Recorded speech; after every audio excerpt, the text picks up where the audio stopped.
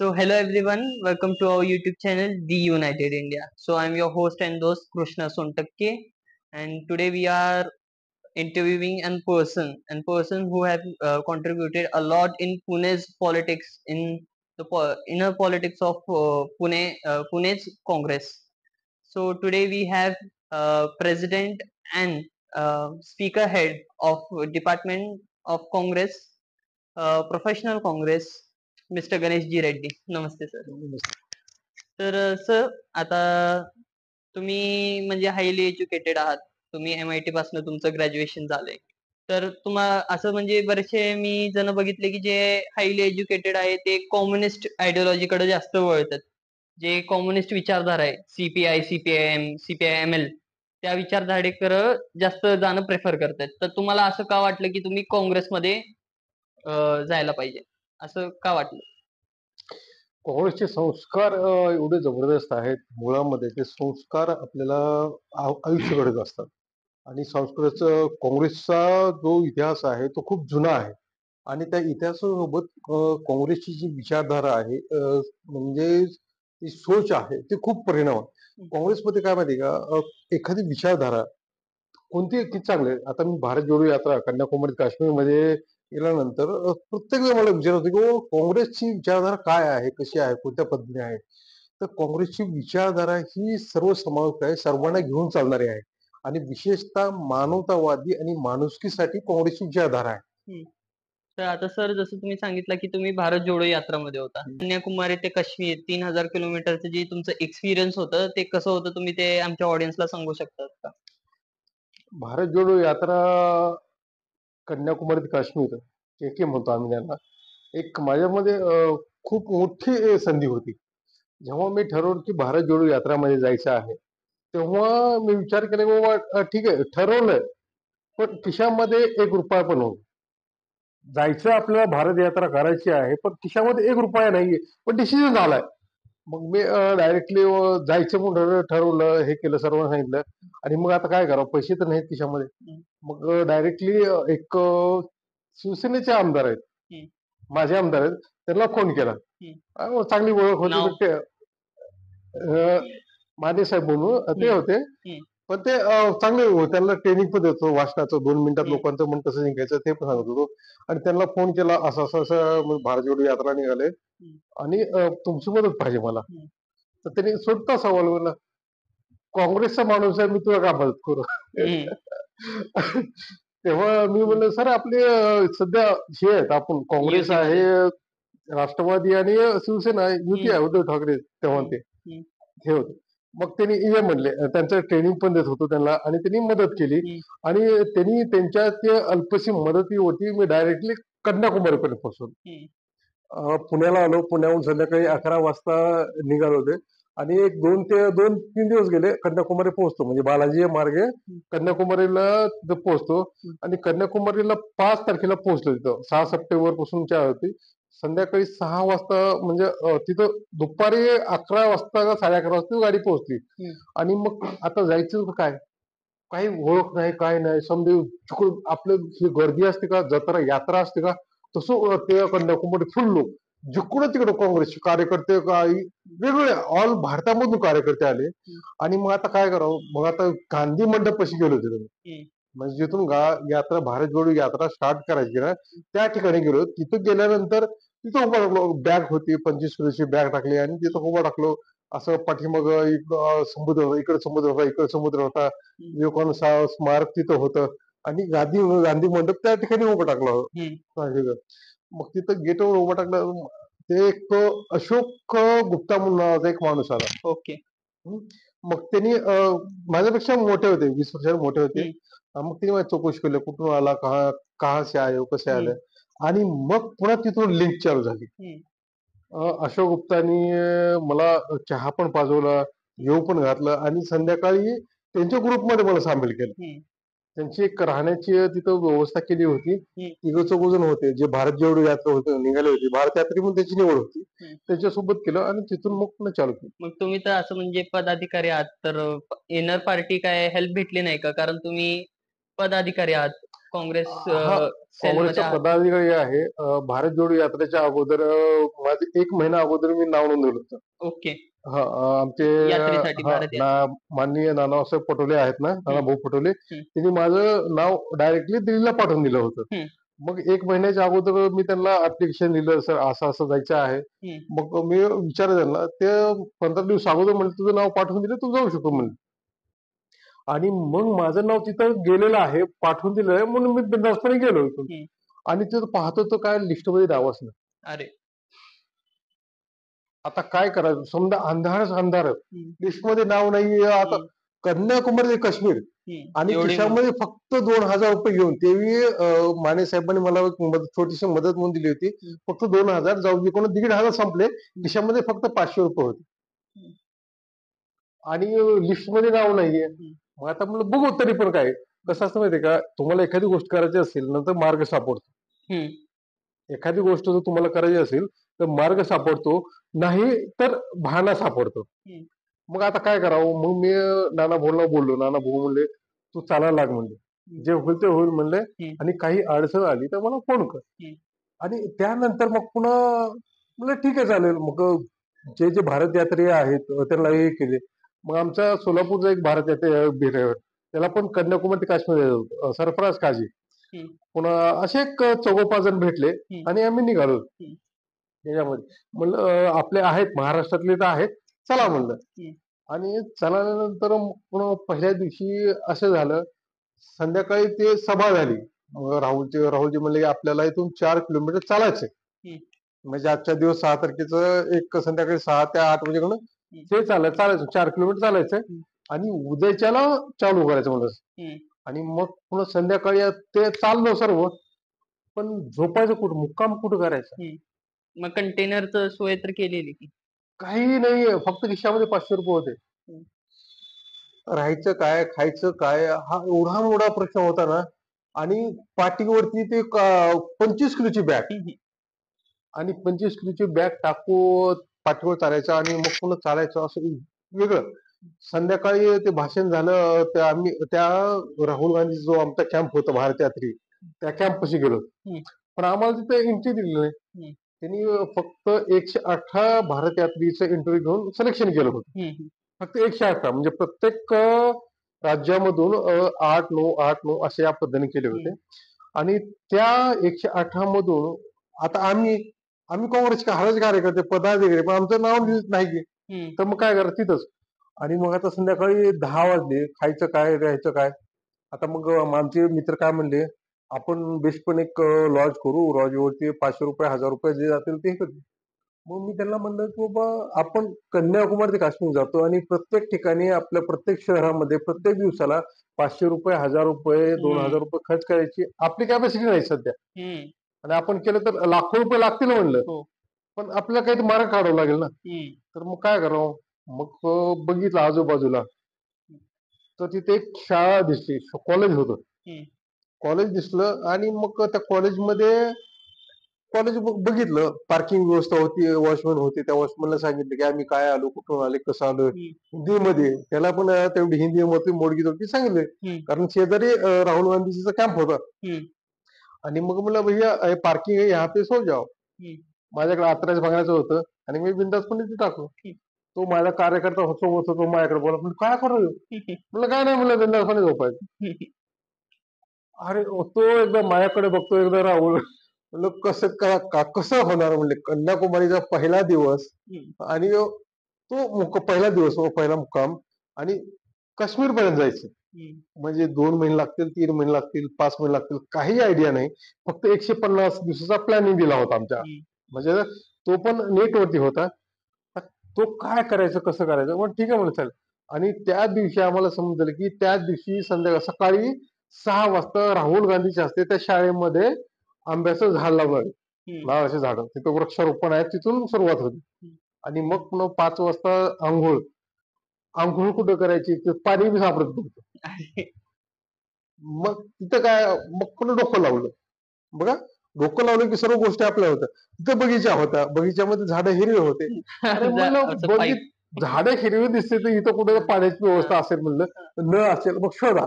मग बॅटरी लावली, चार्जिंगला गेली, मग असं शोधत गेलं तर नळ सापडला. नळ सापडला, मग तिथं थंडगार पाण्यामध्ये बेस्टपणे आंघोळ केली. आणि माझं बघून ते दोघं तिघे कार्यकर्ते होते ना, ते पण आले, आंघोळ केले आणि आम्ही 5 वाजता रेडी झालो. 6 वाजता निघायचं होतं. 6 वाजता तिथं हे केलं आणि तिथून मग पुन्हा आमचा खरा प्रवास सुरू झाला. आणि आता हे जी यात्रा झाली यांच्यामध्ये तुम्हाला अजून म्हणजे जे म्हणतो ना आपण मोठे पदाधिकारी जसे की नानाजी असतील ज्यांचं तुम्ही आता मेन्शन केला, नानाजींनी तुमची साथ दिली, तुमचं सहकार्य केलं. तर तसं यात्रामध्ये तुम्हाला असे कोण मोठे पदाधिकारी भेटले आणि त्यांच्यासोबत काय तुमचं वार्तालाप झालं का? असे भारत जोडो यात्रा ही अशी राहुल गांधीची काँग्रेसची अशी एक होती ना, तिथं किती जरी मोठा असेल, दिल्लीचे हायकमांड दिल्लीचे हायकमांड जे म्हणतात ना 24 अकबर रोडमध्ये जे असतात ते आणि सर्वसामान्य कार्यकर्ता एका लेवलला चालायला. मी जेव्हा चालायला लागलो ना, मला दिग्विजय सिंग भेटले, जयराम रमेश भेटले, मोठमोठे वेणुगोपाल सर भेटले, पुन्हा आपले कोळसे पाटील उच्च न्यायालयाचे न्यायमूर्ती ते पण भेटले. कोळसे पाटील जेव्हा मला पहिला 35 दिवस पास नव्हता ना, तेव्हा माझी अवस्था पाहून कोळसे पाटील म्हणतात, गणेश तू एवढा का संघर्ष करतो रे? म्हणलं काय झालं? म्हणलं 25 किलोची बॅग पाठीवर टाकतो आणि रोज राहुल गांधीच्या पाठीमागे 25 किलोमीटर चालतोय म्हणलं. तुझं राहायचं ठिकाण नाही, खायचं ठिकाण नाही, जेवायचं ठिकाण नाहीये, मुक्कामाची व्यवस्था नाहीये, तर बिनधास्तपणे तो पळतो. म्हणलं एवढा का संघर्ष करतोय? तेव्हा मी आदरणीय कोळसे पाटलाकडे बघितलं आणि हसलं. म्हणलं मला माझ्या गुरुंनी सांगितलंय की तुमचा आजचा संघर्ष उद्याचं सामर्थ्य बनेल. गुरुंनी सांगितलंय तुमचा आजचा संघर्ष हे उद्याचं सामर्थ्य बनेल. मग कोळसे पाटील न्यायमूर्ती, उच्च न्यायालयाचे न्यायमूर्ती, ते म्हणलं कसं काय? मला पुरावा पटवू दे म्हणले. तुझा आजचा संघर्ष उद्याचं सामर्थ्य आहे. महात्मा गांधीचा संघर्ष आज आपलं सामर्थ्य आहे. डॉक्टर बाबासाहेब आंबेडकरांचा संघर्ष आज आपलं सामर्थ्य आहे. झाशीच्या राणीचा संघर्ष आपलं सामर्थ्य आहे. भगतसिंग, सुखदेव, राजगुरूचा संघर्ष आज आपलं सामर्थ्य आहे. इंदिरा गांधीचा संघर्ष आज आपलं सामर्थ्य आहे. राजीव गांधीचा संघर्ष आज आपलं सामर्थ्य आहे. आणि तसंच आदरणीय माननीय सन्माननीय विलासराव देशमुख साहेबांचा संघर्ष आज आपलं सामर्थ्य आहे. तसंच आमचा आजचा जो संघर्ष आहे, आजच्या काँग्रेसच्या कार्यकर्त्याचा संघर्ष आहे, तो भविष्यातील काँग्रेसच्या कार्यकर्त्याचं सामर्थ्य आहे. आणि त्या भविष्यातील काँग्रेसच्या कार्यकर्त्यासाठी आणि भविष्यातील भारतासाठी मी आज संघर्ष करतोय. मला एवढंच माहिती आहे की माझा आजचा संघर्ष उद्याचं सामर्थ्य असेल. आता हे सगळं तुम्ही सांगितलं मला खूप चांगलं वाटलं की तुम्ही एवढं कष्ट करून तुम्ही ते भारत जोडो यात्रेमध्ये पार्टिसिपेट केलं. मग सर आता ठीक आहे तुमचं राहण्याचं तुम्ही कसं तरी मॅनेज केलं, वॉकिंगचं केलं. मग खाण्यासाठी काय करत होता? म्हणजे खायचं तर ते तर मला एक सांगतो, 35 दिवस, पहिले 35 दिवस सकाळी भात खायचा, दुपारी भात खायचा, संध्याकाळी भात, मसाला भात, वेगवेगळे व्हेज व्हेज भात असतो ना तो. मग व्हेज खात होतो, फक्त भेटच व्हेज, कुठनं नॉन होत व्हेज म्हणजे नाही.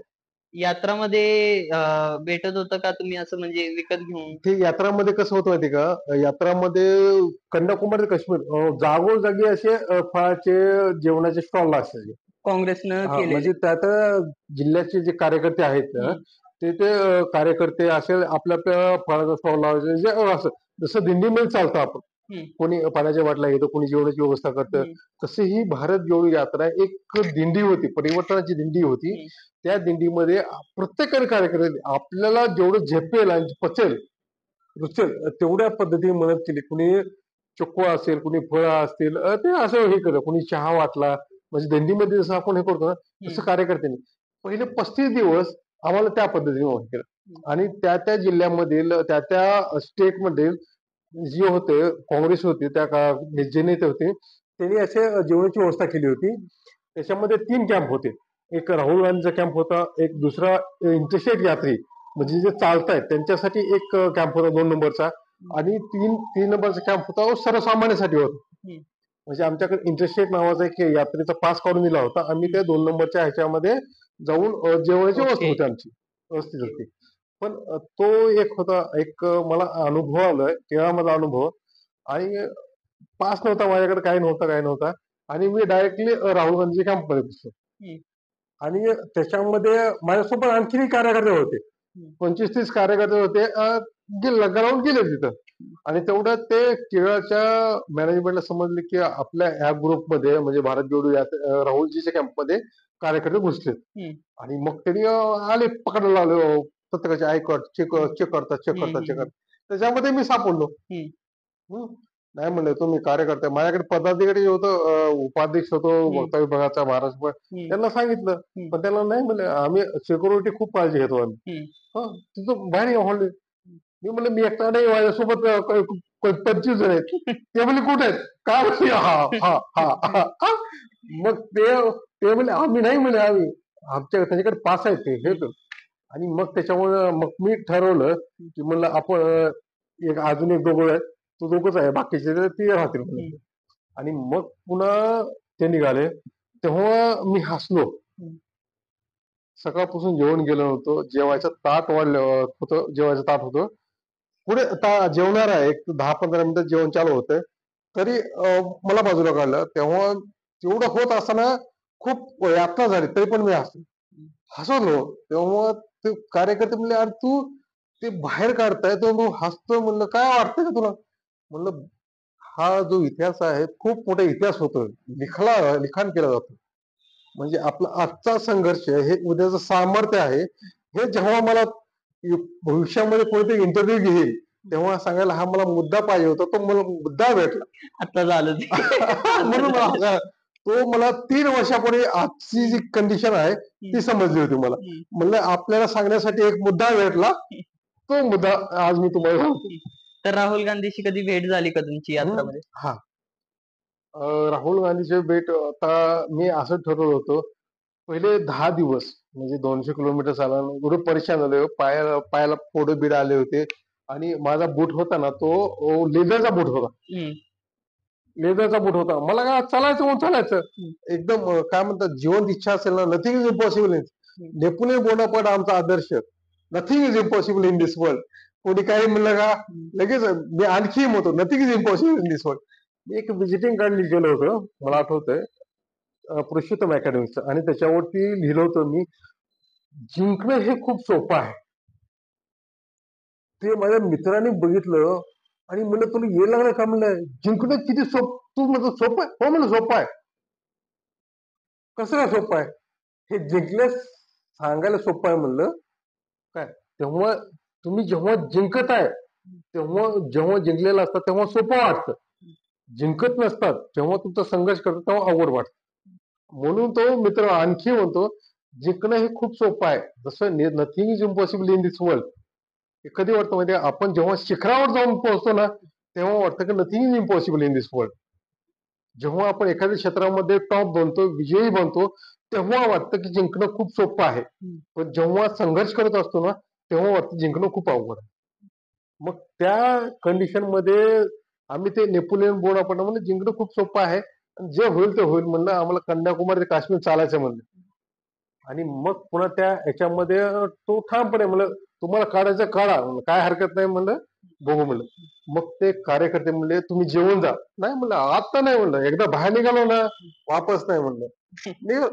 मग 2 नंबरच्या कॅम्प मध्ये गेलो, सटकावून भात खाल्ला, भात आणि रसम खाल्ला, भरपूर खाल्ला. विशेषतः असं या पद्धतीने चालू खूप मोठे अनुभव आले.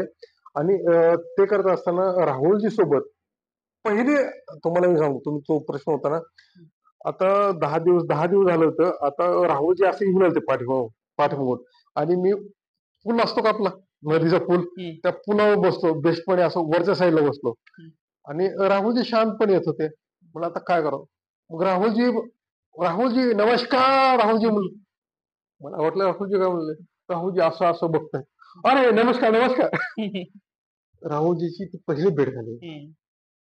आणि दुसरी भेट आणखी असं झालं कंटिन्यू की सर्वात मी एक पुस्तक लिहिलंय, सोच का शस्त्र असतं ब्रह्मास्त्र. त्याचं एक वैशिष्ट्य म्हणजे तुम्ही 2 मिनिटांमध्ये लोकांचं मन कसं जिंकायचं त्या पुस्तकामध्ये आहे. त्याचा एक किस्सा सांगतो मी. राहुलजीचं मी चालत असताना आपले भारत जोडो यात्रामध्ये जे कार्यकर्ते होते, भारत यात्री होते, जे AICचे नेते होते मोठे, त्यांना पण ट्रेनिंग देत होतो. आणि मग ट्रेनिंग देत असताना जेव्हा आम्ही म्हैसूरमध्ये आलो. म्हैसूरमध्ये संध्याकाळचे 7 वाजता भाषण चालू होतं. राहुलजी स्टेजवरती आले. आभाळचं हे होतं आणि राहुलजी स्टेजवरती आल्यानंतर पहिल्यांदा म्हणले की आजच्या कार्यक्रमाचे अध्यक्ष, उपाध्यक्ष, प्रमुख म्हणून एवढंच बोलले. म्हैसूरमधचा किस्सा आहे. आणि तेवढ्यामध्ये पाऊस चालू होता. राहुलजी एकदा आभाळाकडे बघितलं, एकदा आमच्याकडे बघितलं. आमच्याकडे आता काही कोट नव्हतं, छत्री नव्हतं. मग ते लाल खुर्च्या होत्या, त्या डोक्यावरती घेतल्या.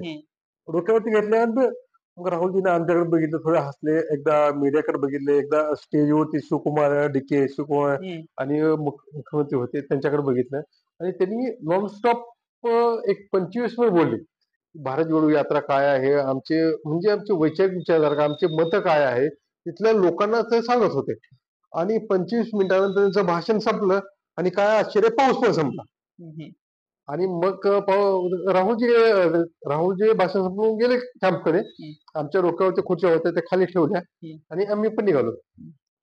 आम्ही जेव्हा समजा पाऊस चालू होता, हे म्हणजे चिखल झाला होता. मग आता निघालो आम्ही उड्या मारत कॅम्पकडे. आम्हाला माहित नव्हतं कुठं कॅम्प आहे. चौकशी करत निघालो तेव्हा सडकावरती फुल ट्रॅफिक जाम. सिग्नल पावसामुळे ब्रेक झाला होता. समजा अशी जाम तर जाम. मग आता इकडून गाडी लागली होती, इकडून गाडी लागली होत्या. पलीकडून आता चिखल होता. मग जायचं कुठून? तर दोन्ही गाड्याच्या मधून वाट काढून, इकडून गाडी होती, इकडून गाडी होती आणि मधून जाऊ होतं. एक 5 मिनिटानंतर मला आश्चर्याचा धक्का बसला. आश्चर्याचा सुख धक्का बसला. मी बघतोय की ज्या माणसाला भेटण्यासाठी मोठमोठे आमदार, खासदार, मंत्री आमच्याकडे येत आहेत, आमचं ऐकायला होतं, प्लीज काही करून राहुलजी आम्हाला भेटायचे 2 मिनिट, आम्हाला एक सेल्फी काढायचे, फोटो 2 मिनिट आमची काही व्यवस्था करा, भेटायचे. आणि त्या 2 मिनिटासाठी, 1 मिनिटासाठी भेटण्यासाठी माणसं राहुलजीला भेटण्यासाठी धडपड होती. ते राहुलजी माझ्या समोर आले. राहुलजी माझ्या समोर, म्हणजे अख्खं जग त्यांना भेटण्यासाठी येतोय, तर तो माणूस माझ्या समोर आहे. म्हणजे एकदम समोर. असं म्हणतात ना, कसं माहितीये का, एक खूप काही लोक ना खूप कष्ट करतात, खूप कष्ट करतात, खूप कष्ट करतात, प्रयत्नांची पराकाष्ठा करतात. पण काही जणांना अलगदपणे यश त्यांच्या पुढ्यामध्ये येतं.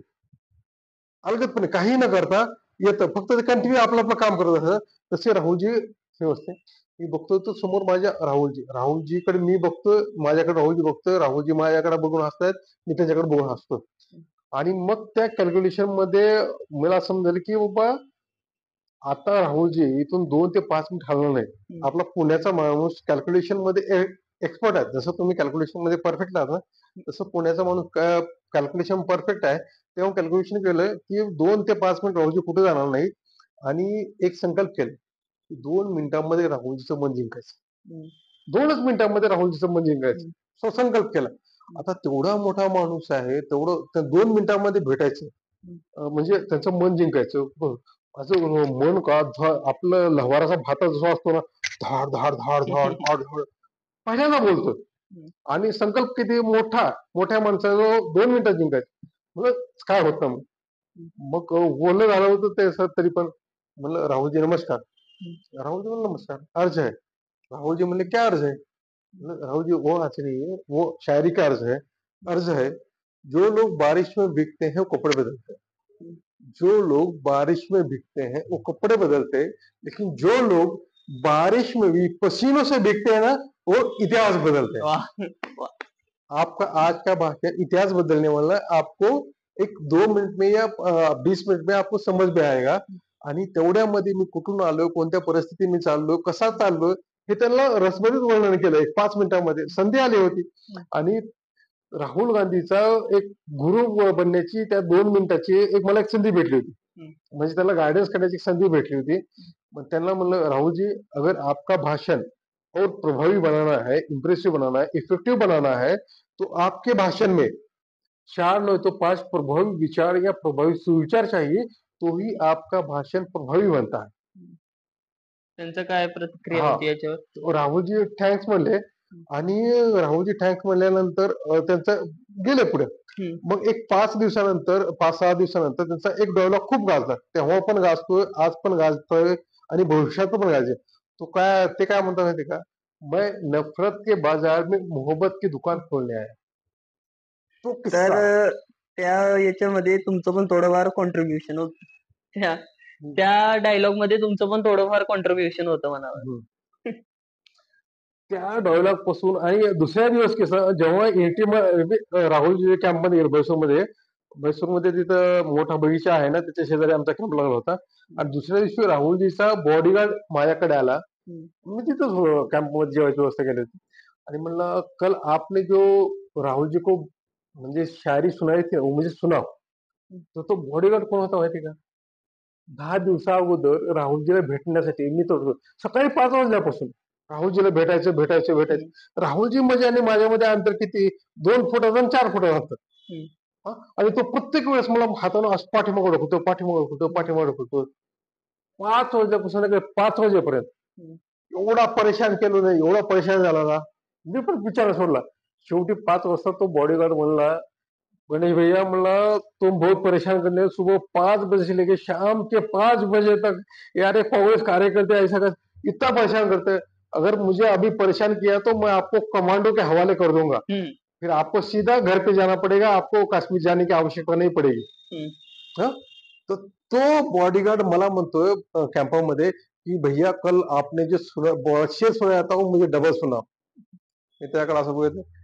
मैं शेर सुनाता हूँ लेकिन बाद में अगर मुझे राहुल जी से मिलना है तो रोकना नहीं टोकना नहीं है. अगर ये आपको मंजूर है तो मैं आपको शेर सुनाता हूँ. तो मैं हंसला म्हणलं आपको रोकूंगा नहीं टोकूंगा नहीं है मुझे वो सुना. हा? आणि मग पुन्हा त्यांना सांगितलं तो शेर सुनवला. जो लोग बारिश में भीगते हैं वो कपड़े बदलते हैं लेकिन जो लोग बारिश में पसीनों से भीगते हैं वो इतिहास बदलते हैं. आणि हे जेव्हा हे सांगितलं मी कुणाला सांगितलं नाहीये तेव्हा त्या बॉडीगार्डनं त्या आमच्या कार्यकर्त्यांनी सांगितलं की अरे ह्या 2 मिनिटांमध्ये यानं राहुलजीचं मन जिंकलंय. आणि तेव्हापासून कसं माहिती का प्रत्येक जण कार्यकर्ते माझ्याकडे यायचे. म्हणजे जसं तेव्हा लोकांना माहित झालं की अरे हे राहुलजीला भेटले राहुलजीला बोलले 2 मिनिटं राहुलजीचं मन जिंकलेलं आहे. तर मग पुन्हा माझे जे प्रॉब्लेम आहे ते ऑटोमॅटिक सॉल्व्ह होईल. कसं असतं माहिती का एखादा तुम्ही जेव्हा संघर्ष करताना तेव्हा म्हणजे आपलं रॉकेट असतं. जेव्हा ते अवकाशात सोडलं जातं ना तेव्हा अवकाशाची जी सीमा असते ना तिथपर्यंत त्याला संघर्ष करावा लागतो. त्या रॉकेटला तिथपर्यंत संघर्ष करावा लागतो. म्हणजे खालून त्याला इंधन हे करावं लागतं. पण जेव्हा ते अंतरिक्षामध्ये जातं तेव्हा त्याला थोडं जरी टच केलं ना तर त्याच्यात जी स्पीड आहे त्याच्यापेक्षा हजारो पटीनं स्पीडनं ते पुढे पळतं. तुमच्या जीवनामध्ये जो संघर्ष असतो ना तो त्या पद्धती असतो. तुम्ही एक लेवल पर्यंत एक स्टेज पर्यंत तुम्हाला खूप संघर्ष करावा लागतो. म्हणजे तुमच्या खिशामध्ये पैसे आहेत का नाहीये हा काही नाही. फक्त संघर्ष संघर्ष आणि संघर्ष. आणि हा संघर्ष केल्यानंतर जेव्हा तुम्ही टॉप बनतात यशस्वी होतात तेव्हा लोक तुम्हाला मानतात सल्यूट करतात सलाम करतात. म्हणजे जोपर्यंत संघर्ष करतात ना तोपर्यंत तुम्हाला कोणी भाव देत नाही. काय संघर्ष केला काय खाल्लाय काय पिलाय कुठं हे केलाय कोणी पाहत नाहीये. पण जेव्हा तुम्ही सक्सेस होतात ना तेव्हा अख्खं जग अभिमान होतं. तो ना माझा मित्र आहे. तो ना माझा मित्र आहे. त्याने असं केलं. अरे आम्ही दोघं चहा पित होतो इथं काँग्रेस भवनला येऊन चहा पिलो. असं असे वेगवेगळे किस्से सांगतात आणि त्याला तिखट मीठ लावून सांगतात. जेव्हा तुम्ही सक्सेस होतात. पण जेव्हा तुम्ही सक्सेस नसतात ना तेव्हा तुमची ओळख तो माझा मित्र आहे देखील सांगायला माणूस प्रयत्न करतो. म्हणजे सक्सेस मध्ये सर्व जग तुमच्या सोबती असतं. आणि तुम्ही जेव्हा सक्सेस नसतात तेव्हा तुमच्या सोबती कोणी नसतं. पण जेव्हा तुम्ही अनसक्सेस असतात जे तुमच्या सोबत असतात ना मुठभर असतात ना तेच तुमचे खरे माणसं असतात. कारण ह्या जगाची एक नियम आहे एक रीत आहे एक संस्कृती एक पद्धत आहे. जग ना महफिल में आपको सलाम करता है. ये दुनिया महफिल में आपको सलाम करती है और पीछे बदनाम करती है. आता जेव्हा तुमचं नानांशी एवढं चांगले तुमचे संबंध आहे नाना पटोलेंशी तुमचे एवढे चांगले संबंध आहे तर जेव्हा तुम्ही महाराष्ट्रामध्ये एंट्री मारलेली अख्ख्या भारत जोडो यात्रेचे यात्रींनी तेव्हा नानांशी तुमची भेट झाली का आणि झाली तर काय संवाद झाला तुमच्यामध्ये म्हणजे त्यांनी विचारपूस केली का अरे गणेशजी कसं काय नानाची भेट खूप अफलातून झाली. मी पुण्यामध्ये होतो.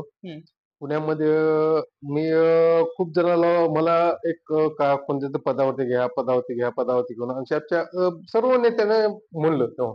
ते म्हणले की आज घेऊ, उद्या घेऊ, आज घेऊ, आज उद्या घेऊ. असे 6 महिने लावले मला. कोणतेही पद भेटलं नाही तेव्हा. आणि मग पुन्हा मी 6 महिन्यानंतर विचार केला. मी पाठीमागे 3 ते 4 वर्षापासून हे करतो. तर मग काय करावं? मग 10 दिवस विपश्यना केली स्वारगेटला. 10 दिवस विपश्यना केली आणि विपश्यना केल्यानंतर मी ठरवलं की आपल्याला आता पुणे सोडायचं आणि मुंबई गाठायची. विपश्यनामध्ये ठरवलं नीट व्यवस्थित 10 दिवस विपश्यना केली आणि त्यांनी ठरवलं आपल्याला पुणे सोडायचं आणि मुंबई गाठायची म्हणलं. आणि डिसिजन घेतला आणि मुंबईला जायचं. तर आता डिसिजन झालाय मुंबईला जायचं. काय म्हणजे मी ट्रेनिंग घेत होतो आणि ट्रेनिंग होते आता. तेव्हा पण ते कंडिशन माझ्या खिशामध्ये ₹200 होते मुंबईला जायचं. ते पण इनामदार प्रशांत इनामदार म्हणून त्याचं ट्रेनिंग होतं. त्यांचे ₹500 जे होते त्यांनी म्हणजे गणेश हे ₹200 घ्या, ₹300 तुम्हाला ट्रान्सफर करतो, गुगल पे करतो. आणि मग ते ₹200 येतं. डिसिजन झालाय जायचं म्हणून, मुंबईला जायचं म्हणून डिसिजन झाला. भारत जोडो यात्रेच्या अगोदर 3-4 महिन्यापूर्वीचा हे कंडिशन. आणि मग जायचं तर कसं? मग इथून रेल्वेनं विदाऊट तिकीट ₹200 होतं. तिकिटाला ₹90 गेले तर तिथं खायचं आणि राहायचं काय? मग ते विदाऊट तिकीट म्हणलं पकडलं म्हणलं जे होईल ते बघू म्हणलं काय होईल. आणि विदाऊट तिकीट तो डेक्कन क्वीनचा प्रवास आहे. पुणे ते मुंबई केलं. आणि गेल्यानंतर तिथं टिळक भवन मला माहित होतं. मुंबईला मी गेलो होतो पण जास्त माहित नव्हतं. टिळक भवन एवढं फक्त टिळक भवन पर्यंत जायचं. आणि टिळक भवन मध्ये गेल्यानंतर मग 2-3 दिवस पहिलं काय केलं, टिळक भवनला भेटलो आणि मुक्काम कुठं ठोकायचा. तर मी सीएसटी वरती मुक्काम ठोकलो. सीएसटी स्टेशन आहे का, रेल्वे स्टेशनवरती. आता तिथं हे नाही खायचा, वडापाव खायचा तेवढी जेवढं जसं आपण चटणी खातो ना, आचार खातो तसं तोंडी लावून, तसं ते ₹200 मी तोंडी लावत होतो 2 दिवस. आणि त्या पद्धतीनं मग वडापाव खा, चहा पे, हे कर ते कर, कार्यकर्ते भेटायचे ते वडापावरती 2 दिवस काढले. आणि त्या तिसऱ्या दिवशी जेव्हा सीएसटी झोपलो, मुक्काम ठोकला, तेव्हा संध्याकाळी 11:30-12 वाजता पोलीस आले. काट्या वाजून खट खट खट खट वाजून. नाही म्हणले इथं आराम करायचा नाहीये तुम्हाला, हे करायचं म्हणजे बसायचं तर बसा म्हणलं. तुमची बॅग गेल्यास कोण जबाबदार? मग आता काय करावं? 12 वाजता उठवलं. मग आता तिथून गेलो मग दादरा स्टेशन मध्ये, लोकल मध्ये बसलो, दादरा गेलो. दादरच्या वरच्या ह्याच्यावरती ना मुक्काम ठोकला. संध्याकाळी म्हणजे 1:30 वाजता, 1 वाजता पोलीस आले तिथं. झोपलो होतो, काट्यानं वाजवलं. म्हणलं उठा उठा उठा म्हणलं. आता काय करावं? मग पुन्हा 1:30 वाजता काय कंडिशन केलं मी. म्हणून तेव्हा विचार केला काय करतो म्हणले. पोलीस हे नाही म्हणले तुम्हाला बसायचं बसा म्हणले, मुक्काम इथं झोपायचे हे पर्यंत नाही म्हणले. मग आता काय म्हणलं, आलोय आपण कोणाच्या टिळक भवनच्या ह्याच्या, काँग्रेस भवन. चला म्हणलं काँग्रेस भवनला जात. मग काँग्रेस भवनला गेलो. 2 वाजता तिथं काँग्रेस भवनला गेलो टिळक भवन मध्ये. आणि तिथं काँग्रेस भवनच्या शेजारी बुद्ध विहार होतं. म्हणजे बुद्धाच्या वेळी गेलो होतं. बुद्ध विहार कट्टा होता तिथं. आणि माझ्याकडे चादर होते, आत्रा पांघरायचं होतं. तिथं शॉल टाकली, छत्री टाकली आणि तिथं झोपलो. मला 2:30 वाजता एक शेव आला. बिंदासपणे झोपलो तिथं. काय भवनच्या पुढे शेव आला. आणि शेव आल्यानंतर 2:30 वाजता माझ्या अंतर्मनाला एक प्रश्न केला. म्हणलं तू एवढा का संघर्ष करतो का नाही? तू एवढा का संघर्ष करतो? तू MBA HR आहे, MA सायकोलॉजी आहे, MBA HR आहे ह्याच्यामध्ये. त्यानंतर MIT स्कूल ऑफ गव्हर्नमेंटचा कोर्स केला, ज्या ठिकाणी म्हणजे पुण्यामध्ये गल्लीपासून दिल्लीपर्यंत कसं राजकीय, सामाजिक, आर्थिक कोणत्या पद्धतीने डेव्हलप करायचं हे कोर्स केलेला आहे. तुझे सर्व जे क्लासमेट आहेत, आमदाराची मुलं आहेत, खासदाराची मुलं आहेत, मंत्र्याचे आहेत, म्हणजे अख्ख्या भारतामध्ये ते क्लासमेट आहेत. तेवढे मोठमोठे आहेत, उद्योगपती आहेत, सर्व आहे. तू एक जरी फोन केला तर तुझा प्रॉब्लेम सर्व सॉल्व्ह होतो. आणि तू असं काय करतो म्हणलं. काँग्रेस भवनच्या पुढे इथं बुद्ध विहारच्या पुढे टाकला, इथं हे करतो, वडापाव खातो, हे करतो. म्हणजे एवढं का परेशान करतो म्हणजे, एवढं काय हे करतो. तेव्हा माझ्या मनाला जो प्रश्न विचारला, एवढा का संघर्ष करतोय, तेव्हा माझ्या अंतर्मनातून एक डायलॉग आला. जो मी डॉक्टर म्हणजे न्यायमूर्ती कोळसे पाटलांना सांगितलं होता ना, तेव्हा तो डायलॉग म्हणला, तुझा आजचा संघर्ष उद्याचं सामर्थ्य असेल. तो पहिल्यांदा मला तिथं सुचलं होतं की तुझा आजचा संघर्ष उद्याचं सामर्थ्य असेल, खूप मोठं सामर्थ्य असेल. आणि मग तेव्हा मला एवढी शांती वाटली ना, मी एवढा घुरघुर झोपलो, 4:30 वाजता उठलो. बॅग कोणी घेऊन जायला काय काही टेन्शन नव्हतं, कारण पैसेच नव्हते ना. घेऊन गेले काय कपडे घेऊन जाते, जाऊ दे म्हणलं, काय होत नाही म्हणलं, तसं तर भागेल म्हणलं, काय टेन्शन. आपण आलोय कसं, एक काँग्रेसच्या हाडाचा कार्यकर्ता काय असतो हे मला तिथे समजलं. आपण जो संघर्ष करतो तो हे होईल. आणि सकाळी मग दुसऱ्या दिवशी 8:30 वाजता माझ्या मित्राला फोन केला, संदीप कटके, MIT स्कूल ऑफ गव्हर्नमेंटचा माझा क्लासमेट आहे. त्याचे वडील धारावीचे नगरसेवक होते. तो हायकोर्टामध्ये प्रॅक्टिस करतो. मी 2-3 दिवस पहिले कॉन्टॅक्ट केलाच नाही त्यांना. पण दुसऱ्या दिवशी जेव्हा मला हे म्हणलं, त्याला फोन केला आणि त्यानं म्हणलं, संदीप मी आलोय म्हणलं, असं असं आहे, काँग्रेस काम करायचे. तो म्हणलं, ये माझ्याकडे इथं. मग मी गेलो तिथं, 10 वाजता तिथं पोहोचलो, 10-10:30 वाजता ऑफिसला गेलो. जाताना एक छोटस एक जास्वंदीचं झाड घेऊन गेलो होतो, तिथं घेतले. तिथे 60 रुपयाचं झाड होतं माझं. तिथं एक म्हटलं तिथं खाली हात जाऊ म्हणलं, आता मित्राला भेटायला 3-4 वर्षानंतर भेटतो. मोबाईलवरती कन्व्हर्शन होतं. मग जास्वंदीचं 60 रुपयाचं झाड घेतलं होतं आणि घेऊन गेलो त्याच्याकडे, 2-3 फुलं होते त्याच्यात. आणि त्याला सांगितलं असं असं आहे. आणि तो म्हणला, आपल्या इथं ये ना म्हणलं, इथं राहा. 2-3 मध्ये ऑफिस होतं त्याचं, मधल्या ऑफिस वरी गेस्ट हाऊस होतं, इथं राहा म्हणलं. जेवायची राहायची व्यवस्था तिथे झाली. आणि मग पुन्हा तिथून जो माझा प्रवास आला, तो मग पुन्हा तिथं राहण्याची जेवायची व्यवस्था झाली. मग नाना पटोलेंना जेव्हा भेटलो, तेव्हा एक ऍप्लिकेशन लिहिलं, 2-3 दिवसानं ऍप्लिकेशन दिलं आणि गेलो तिथं. टिळक भवनच्या सुरेखाताई बंदिवडेकर आहेत, त्यांनी मला चौकशी केली. म्हणजे त्या टिळक भवनच्या शिपायापासून नानापर्यंत प्रत्येकाला मी माझी भूमिका पटवून देतो. शिपायापासून, वॉचमॅन पासून जे कोणी भेटेल, कार्यकर्ता भेटेल, त्याला एक 10 मिनिटाचं 15 मिनिटाचं प्रवचन सांगायचं. हे असं असं आपण हे करू शकतो, आपण असं संघटन उभा करू शकतो, असं 2 मिनिटांमध्ये लोकांना म्हणजे लोकांचं मन कसं जिंकायचं हे ट्रेनिंग देऊ शकतो, हे करतो. आणि त्या कार्यकर्त्यांना खूप आवडत होतं. आणि मग तेव्हा सांगितलं की असं असं 2 दिवसानंतर वक्ता विभागाची मीटिंग आहे, नाना तुम्हाला भेटतील तिथं. आणि मी सकाळी 10 वाजल्यापासून तिथं मग 2 ऍप्लिकेशन लिहिले आणि गेलो. आणि उभं राहिलो, मध्ये मीटिंग चालू होती, मी बाहेर बसलो. संध्याकाळ मग तिथंच 2 वाजेपर्यंत मीटिंग चालली. अख्ख्या महाराष्ट्रामधून वक्ता विभागाला ते स्थापना होणार ती, त्यांनी प्रत्येकाचे हे केले. आणि तेवढ्यामध्ये नाना तिथं आले. नानाचा हे नाना तिथं आले. नानाचं आणि नाना पुढे नाना आले की मी त्यांना ऍप्लिकेशन दिलं. आणि त्यानं म्हणलं, असं असं मला कार्यकर्ता प्रश्नाची संधी मिळाली.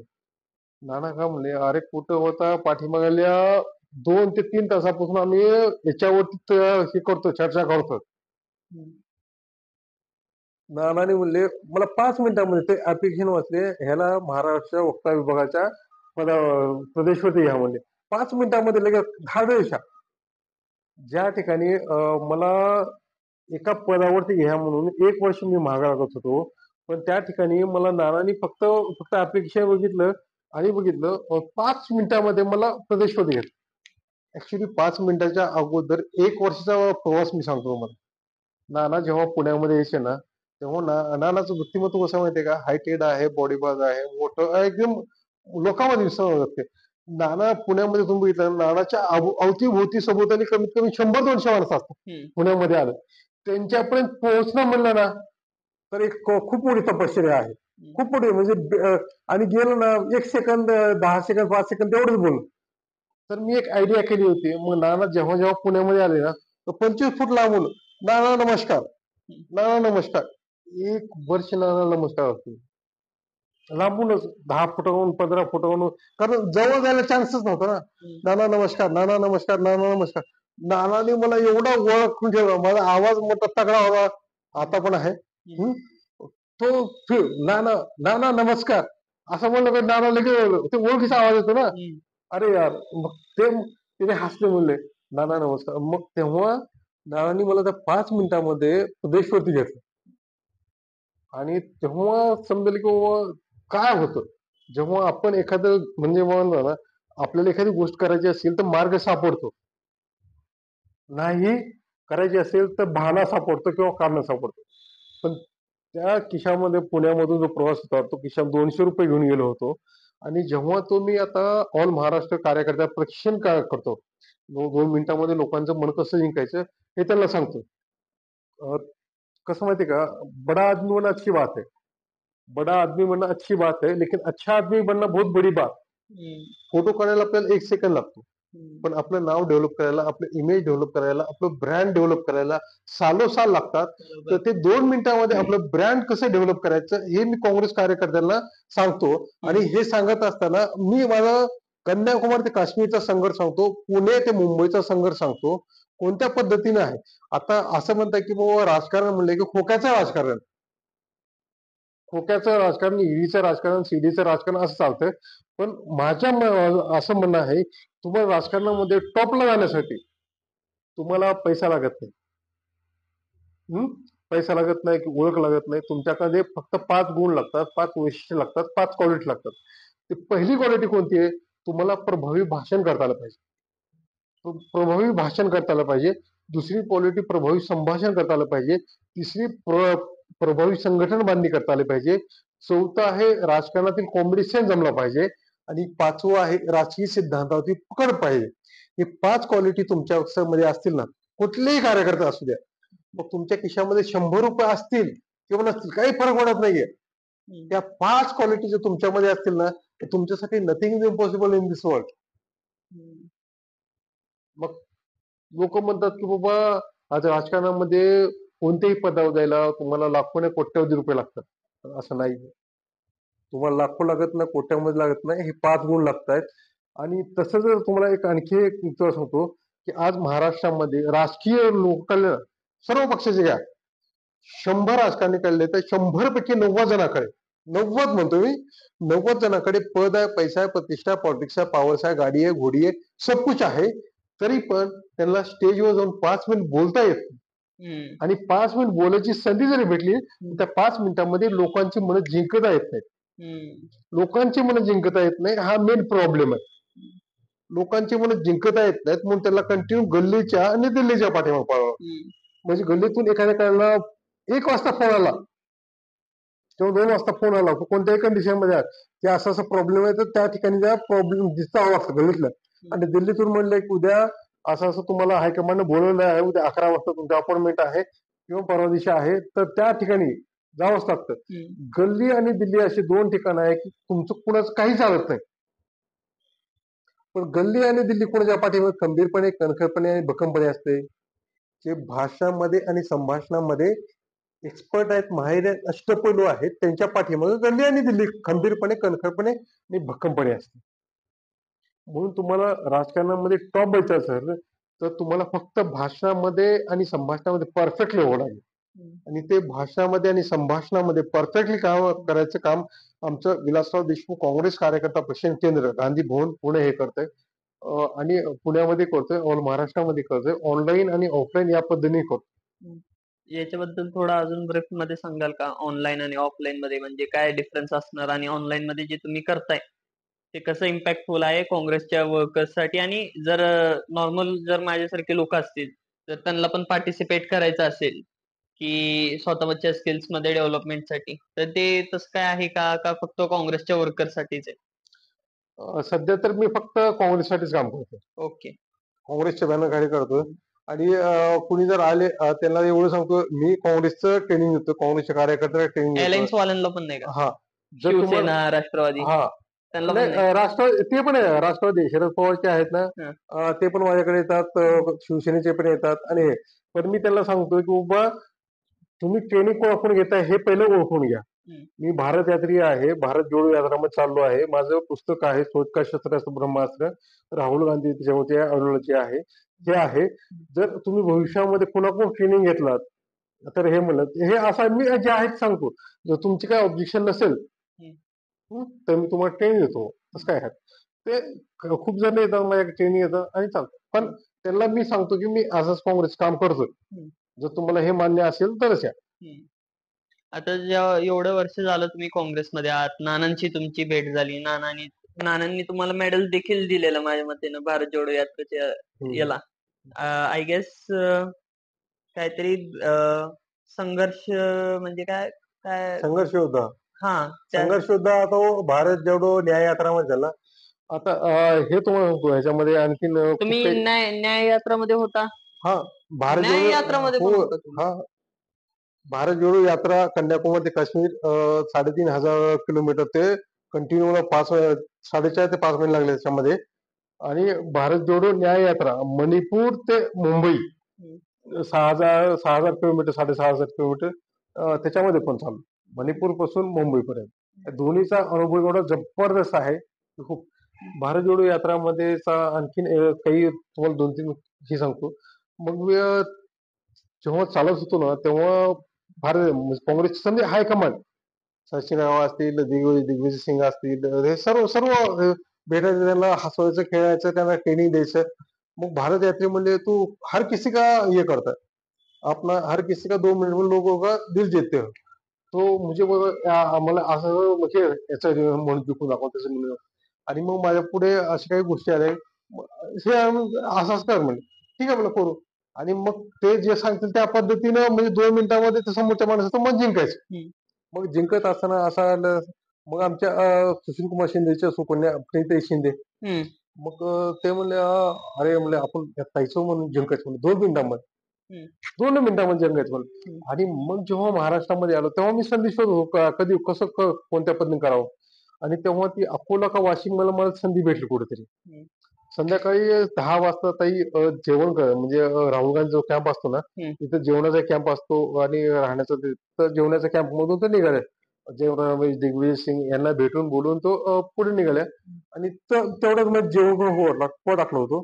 आणि ताई असं जातात गेटकडे जातात, त्याच्या पाठीमागे त्यांचा पीए 10 फुटावर अंतरावर चालतो. म्हणलं ही खूप मोठी संधी. तिथून फक्त 1 ते 2 मिनिटाचं अंतर होतं चालत गेटपर्यंत जाण्याचं. 100 ते 200 फुटाचं अंतर दोघं होते. म्हणलं ही खूप मोठी संधी आहे, म्हणलं चला आपण ताईचं मन जिंकू. आणि मग गेलो, मग ताई चालत होत्या, मी गेलो, मस्काच्या मस्का झाला. आणि मग बोलल्यानंतर ताई म्हणलं एक तुम्हाला बोलायचं. ताई म्हणले बोला ना. मग आता बोलावं का नको, बोलावं का नको, धाडधूड करा. म्हणलं ताई मी बोलतो पण तुम्ही रागावला नसला तर मी बोलतो. काय तुम्ही जर मला रागावला नसला तर मी बोलतो. कारण मला काश्मीर पर्यंत जायचं ना, घरी जायचं नव्हतं. काश्मीर माझं काय, काश्मीर माझं टार्गेट होतं. आणि जर गोंधळ झाला तर मला हाऊन लावलं तर कुठे. म्हणून मी ताई पहिलं परमिशन घेतली. म्हणून विषय सेन्सिटिव्ह आहे. तुम्ही जर रागावलं नसाल तर मी सांगतो म्हणलं विषय सेन्सिटिव्ह आहे.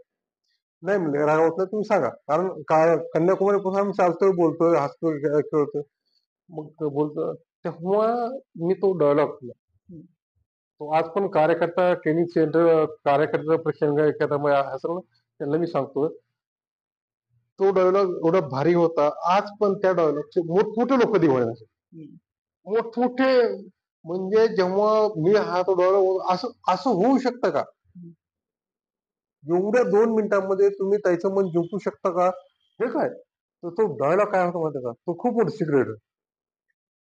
तर ते मी जेव्हा ताईला सांगितलं तेव्हा ताईचा आश्चर्याचा धक्का बसला होता. तो डायलॉग असा आहे, म्हणलं दीदी आप जब भी मुस्कुराती हो, दीदी आप जब भी मुस्कुराती हो तो कांग्रेस कार्यकर्ताओं के दिल में फूलों की बरसात होती है. तेव्हा ताईच्या चेहऱ्यावरचं ते जे स्मित हास्य होतं ना ते वेगळंच होतं. आणि मग ते तर झालं. आणि दुसऱ्या दिवशी ताईने मला त्यांचे जे बॉडीगार्ड आहेत त्यांची ओळख करून दिली, तिच्या पीएची ओळख करून दिली. आणि जेव्हा मला काय त्यांना भेटायचं असेल ना मी डायरेक्ट जायचं, त्यांना भेटायचं, बोलायचं. आणि जेव्हा माझं पुस्तक म्हणजे हे झालं एक 2024 घटना आहे, जेव्हा मी पुस्तकाचं एक सॅम्पल कॉपी काढून मी असं पुस्तक डेव्हलप करतो म्हणून त्यांच्याकडे घेऊन गेलो होतो. तेव्हा संध्याकाळी 7 वाजता मी तिथं जनवासला गेलो सोलापूरमध्ये. आणि सोलापूरमध्ये गेलं सोलापूर काँग्रेस कमिटी जे होते प्रधान नियुक्त होते, सुशीलकुमार शिंदे साहेब होते, प्रणिताई होते. आणि तिथे एक पद्धत आहे सोलापूर काँग्रेसमध्ये, जेव्हा प्रणिताई बोलताना तेव्हा एक 4 फुटाचं अंतर ठेवून देऊन असं अगदीने बोलतात. पण मला का माहितच नव्हतं हम्म. पद्धत काय असते. कारण 4-5 महिने आम्ही भारत जोडो यात्रामध्ये सोबत एक जसं काही आपली फॅमिली आहे भारत किती मोठा असेल ना तर आमची जसं फॅमिली एकच फॅमिलीचे आहोत आम्ही. अशा पद्धतीने म्हणजे मित्रमैत्रिणी जे असतात ना त्या पद्धतीने आम्ही राहायचो. एकदम जवळ, एकदम ताईच्या जवळ. आणि मग ताईला पण माहित नव्हतं, मी एकदम जवळ गेलो. मला बोलले आणि ते आणि तेवढ्यामध्ये सुशीलकुमार शिंदे साहेबांची नजर माझ्याकडे गेली, माझ्यावरती गेली. ते माझ्याकडे बघतायत, ताईकडे बघतात आणि सुशीलकुमार शिंदे साहेब म्हणे कोणा कार्यकर्ता मोठा आवाज म्हणलं सुशीलकुमार शिंदे साहेब आवाज मोठा खडक आहे. या वयामध्ये आवाज लय कडक आहे त्यांचा. कारण ते फौजदार होते ना. फौजदारचा आवाज कसा असतो कडक. कोणा म्हणलं कार्यकर्ता. मग पुण्याताईने माझ्याकडे पाठीमागे बघितले हसल्या. हे म्हणले आपले भारत यात्री आहेत, गणेश रेड्डी. मग भारत यात्री म्हणले की सुशीलकुमार शिंदेच्या जीवामध्ये जीव आला. तेव्हा मला समजलं की मुलीचा बाप हा मुलीचा बाप असतो. मुलीचा बाप हा मुलीचा बाप असतो.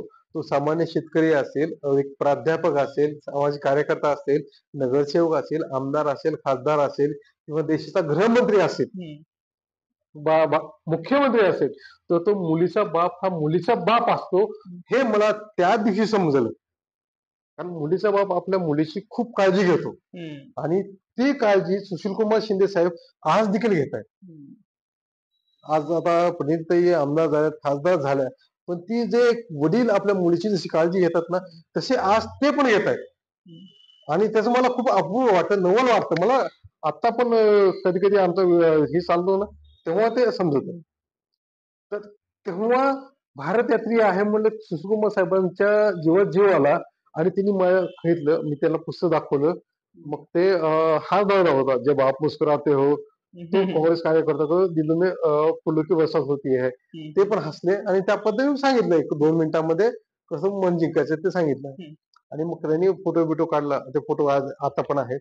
आणि हा किस्सा एवढा आज पण गाजतो, भविष्यात पण गाजेल. ते राहुल गांधीचा किस्सा, प्रणितचा किस्सा, असे वेगवेगळे किस्से आहेत. तुमच्या बुक बद्दल थोडी अजून माहिती द्याल का तुम्ही? म्हणजे ते ऑनलाईन अवेलेबल आहेत का बुक, का ऑफलाईन स्टोअर? ऑनलाईन आणि ऑफलाईन दोन्ही पण अवेलेबल करतोय. म्हणजे ई बुक आहे का ऑनलाईन ऑर्डर करू शकतो फिजिकल? ऑनलाईन पण घेता येतो. ऑनलाईनचा 5 दिवसाचा कोर्स असतो.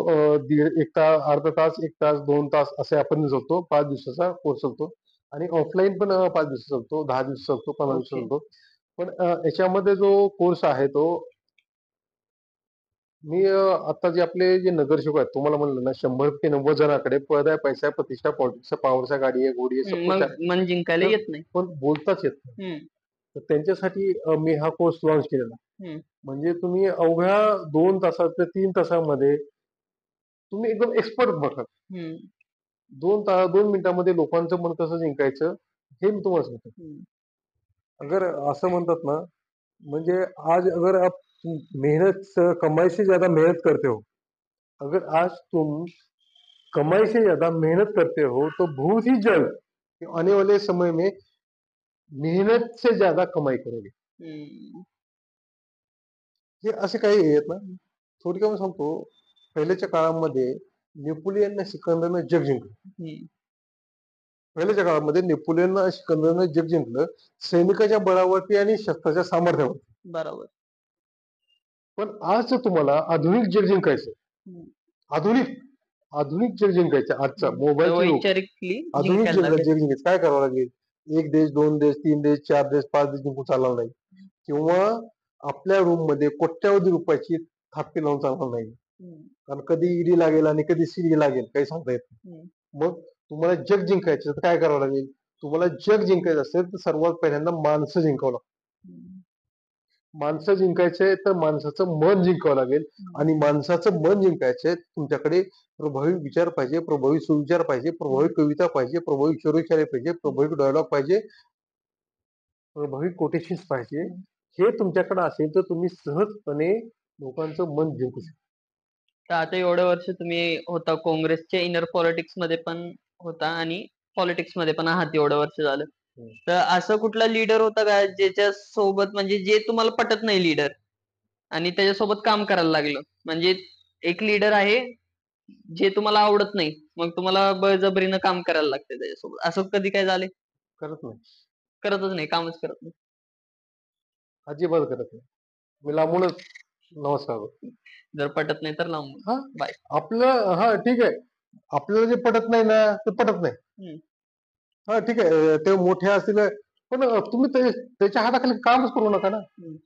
एखादी म्हणजे ऑलरेडी जे आपली काँग्रेसची आहे, एखादा नेता तुम्हाला पटत नसेल, आवडत नसेल, त्याच्या विचारसरणी आवडत नसेल, तर जाऊच तर का त्याच्याकडे. हम्म. बळजबरीने काम करायची आवश्यकता नाहीये. हम्म. हा तुम्हाला जेवढी जबाबदारी तुम्हाला पक्षाने दिलेली आहे, ती पक्षानं जबाबदारी दिली ते पार करा. पण कसं माहितीये का, त्या कार्यकर्त्यांनी नेत्याच्या हाताखाली काम करण्यापेक्षा मी म्हणतो की काँग्रेसची विचारसरणी आहे ना, ती आपण अंगीकार करा. काँग्रेसच्या नेत्यासाठी आपण नाही काम करत, काँग्रेसच्या विचारसरणीसाठी आपण काम करतो. मग आजकालच्या काळात जे युथ लीडर्स आहे, जे असे यंग कार्यकर्ते आहेत, त्यांना पार्टीच्या पेक्षा ते जे नेता आहे त्याची संपत्ती अट्रॅक्ट करते, त्याचं जे काय म्हणतो आपण, त्याची जी पॉवर आहे ती अट्रॅक्ट करते. असं पॉलिटिकल पार्टी अट्रॅक्ट करत नाही. बरेचसे लोक, जे कार्यकर्ता आहे बरेचसे, ते पार्टीचे सोडून त्या वैयक्तिक जे नेता आहे त्याचे कार्यकर्ते म्हणून राहतात. म्हणून जर तुम्ही त्या पद्धतीने असाल ना, तर तो तो कार्यकर्ता आयुष्यभर कार्यकर्ता राहतो, मोठा कधीच होणार नाही. मोठा होतच नाही. ज्या कार्यकर्त्याला स्वतःचे ऑडिओलॉजीच नाहीये, म्हणजे विचारसरणीच नाही, विचारसरणीमध्ये परिपक्वता नाहीये, तर तो पुढे जाऊ शकत नाही. मग तो कार्यकर्ता म्हणून तो सतरंजी लाईफ टाईम सतरंजी होतो. तुमच्या फॅमिली बद्दल जरा सांगा. म्हणजे आता एवढे दिवस तुम्ही भारत जोडो यात्रामध्ये होता, तर फॅमिलीचं काय रिॲक्शन होतं, की अरे कन्याकुमारी ते काश्मीर 3000 किलोमीटर एवढं चालणार, परत न्याय यात्रामध्ये 6000 किलोमीटर, तर फॅमिलीचं काय रिॲक्शन होतं? फॅमिली काय म्हणत होती? ऍक्च्युली मी जेव्हा ठरवलं की मला जायचंय, हं, तेव्हा मी घरी वडिलांना फोन करून सांगितलं की असं असं आहे, मला कन्याकुमारी काश्मीरचा प्रवास करायचा आहे. मग मी तर मुंबईला गेलो होतो काँग्रेसचं काम करण्यासाठी. घरच्यांना माहिती होतं काँग्रेसचं काम करण्यासाठी पुण्याहून डायरेक्टली शिफ्ट झालो होतो मुंबईला. आणि तिथं वक्ता विभागाचा सरचिटणीस म्हणून नानाने मला जॉईन केलं. सरचिटणीस म्हणून तिथे गेलो. वक्ता विभाग तिथं ऑल महाराष्ट्र ट्रेनिंग करणे, भेटणे, बोलणे कार्यकर्त्याला, ते शिबिरे घेणे, हे करे. आणि टोटली मी पक्षासाठी वाहून घेतलं. घरच्याला सांगितलं की मला पक्षासाठी काम करायचंय आणि कन्याकुमारी ते काश्मीर पर्यंत मला चालत जायचं. मग वडील माझे उपसरपंच आहेत. 1975चे 11वी सायन्सचे गावामध्ये पहिले स्टुडंट. 11वी सायन्स त्यांचं आज जरी इंग्लिशचं अक्षर बघितलं ना, तर मला आपलं वाटतं अरे यार एवढं किती भारी आहे. परफेक्टली 11वी सायन्सचा मुलगा तेव्हा. तर ते आहे ते आम्हाला जे घडवलं आणि ते उपसरपंच केलं. म्हणजे माझ्या चुलत आजोबा आहेत त्यांच्या विरोधात उभा टाकलं होतं आणि गावकऱ्यांनी त्याला उपसरपंच म्हणून निवडून दिलं. तर ते त्यांना पण राजकीय पार्श्वभूमी आहे, त्यांना सांगितले जा. आणि त्यांना सांगितलं होतं नाना सोबत आहेत का, नानाचा सपोर्ट आहे का, वडिलांनी विचार. म्हणलं नानांनी फुल सपोर्ट केलाय, माझं नाव मुंबईला दिल्लीला पाठवलं. तर मग नाना पाठिंबा काय म्हणलं, तू जा म्हणलं बिंदासपणे. तर नानांच्या पप्पा म्हणले नाना आहेत तुझ्या पाठिंबा खंबीरपणे, नाना पटोले सगळ्यात नाही, जा म्हणून काय होतं भाऊ म्हणून जा, तुला जायचंय ना जा म्हणून. आणि मग पुन्हा ते गेलं. खूप जण म्हणले. तर आमचे वडील काय म्हणतात, त्याच्या आयुष्यामध्ये पंचपक्वान आहे. बोलताना म्हणतात त्याच्या आयुष्यामध्ये पंचपक्वान आहे ना, त्याला भेटते तर जाऊ दे ना म्हणलं. त्याला कन्याकुमारी काश्मीर पर्यंत जायची तर जाऊ दे ना बिंदासपणे. काय आता जसं तुम्ही सांगितलं की तुमचे वडील उपसरपंच होते, तर तुम्ही त्याच ग्रामीण पॉलिटिक्स मध्ये का नाही गेला? म्हणजे तुम्हाला पद देखील भेटलं असतं, तुम्ही उपसरपंच सरपंच झाला असता, सरपंच काहीतरी तेव्हाच जिल्ह्याचं पद किंवा.